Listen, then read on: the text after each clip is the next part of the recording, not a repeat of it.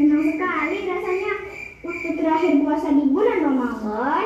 Artinya esok harinya adalah hari raya Idul Fitri. Alhamdulillah. Setelah sholat subuh di masjid, Bilal siap-siap dulu ya untuk sholat Idul Fitri di pagi harinya.